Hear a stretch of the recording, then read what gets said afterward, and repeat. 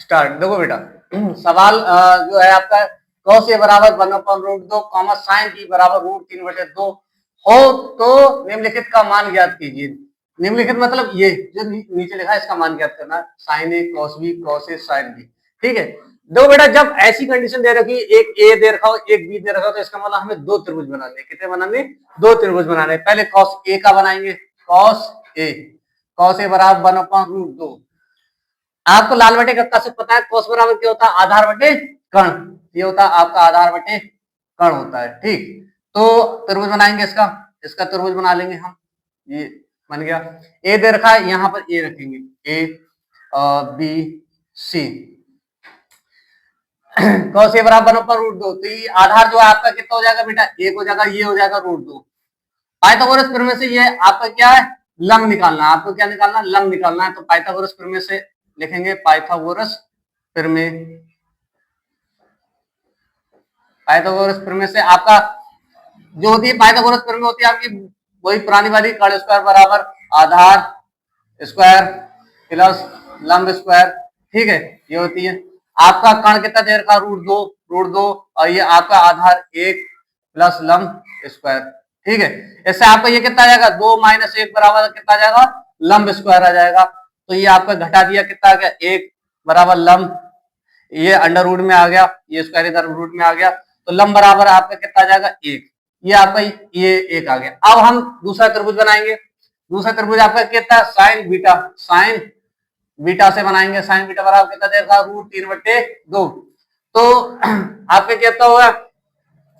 आपका sign beta जो होता है साइन बराबर होता है लंब बटे कर्ण।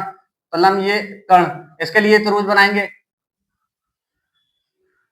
अब देखो ये बी दे रखा है तो यहाँ पर बी लिख दिया हमने। ठीक है, और एक यहाँ पे लिख दो और सी यहाँ लिख दो, कोई दिक्कत नहीं है क्योंकि हम इससे देखेंगे, इस कोण से देखेंगे। तो आपका लंब कितना दे रखा बेटा? √3 दे रखा और कर्ण कितना दे रखा? 2 दे रखा है। इससे निकालेंगे तो आपका पाइथागोरस प्रमेय फिर लगाएंगे पुनः। Pythagoras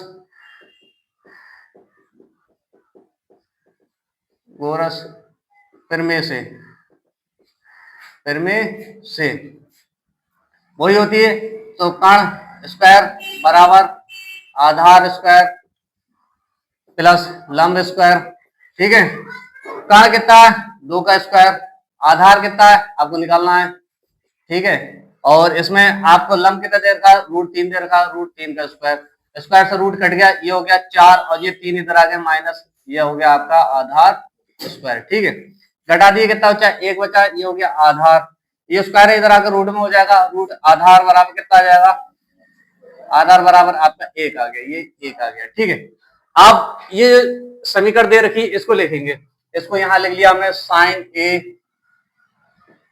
cos B plus cos A sine B. देखो साइन ए वाले से देखेंगे। ए दे रखा तो ए वाले से देखेंगे। साइन बराबर हमारे देखो लाल बटे कक्का एक बार हम लिख लेते हैं। लाल बटे कक्का हमने लिख लिया। ठीक है, इससे ही देखेंगे। तो साइन ए वाले से देखेंगे। ए दे रखा है इसलिए ए वाले से देखेंगे। साइन बराबर होता है लंब बटे कर्ण। तो लंब ये है, कर्ण आपका √2 है, तो 1/√2।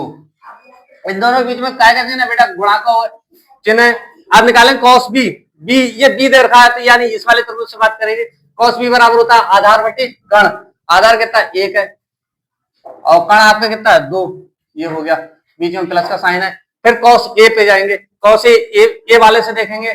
आपका कॉस ए बराबर क्या होता है? आधार बटे कर्ण। आधार आपका 1 है, 1 और कर्ण कितना? √2 है, √2।